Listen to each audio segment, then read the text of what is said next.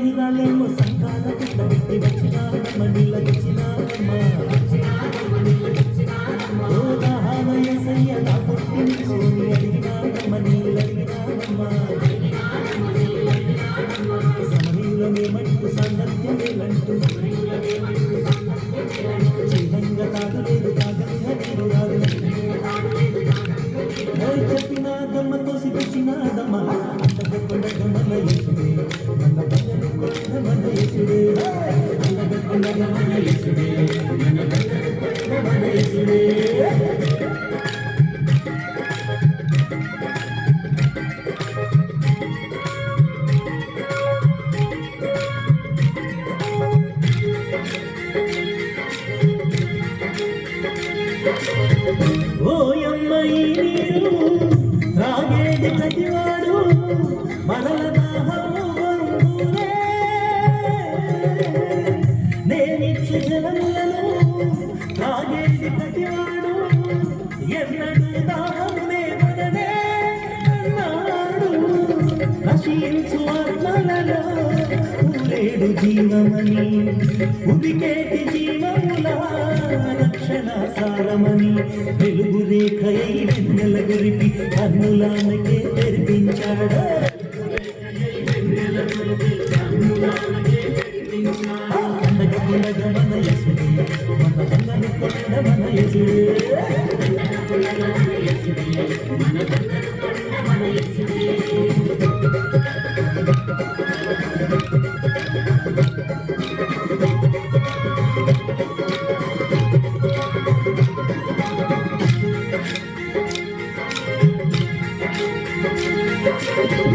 ఆత్మతో పూజించు సత్యముతో సేవించు ఆత్మ పరమాత్మని అన్నాడే. లోకమున వచ్చాను పాపముల పొడుచుటకు శాపాల భారము మోయుదునే అన్నాడు.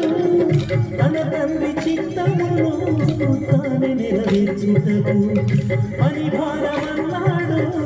పయనమై నడిచాడు కన్నులెత్తి ఆ పొలముల చూపి ఫలములు పొందగలమన్నాడు.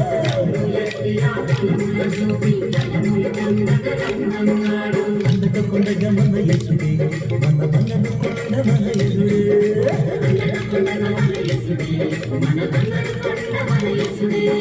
కలిశాడమ్మా రాజు సొలిశాడమ్మా యేసు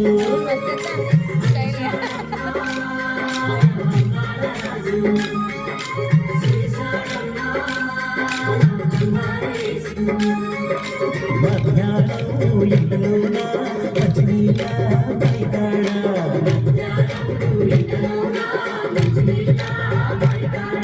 మహారాజు యేసయ్య మౌనంగా కూసుంటే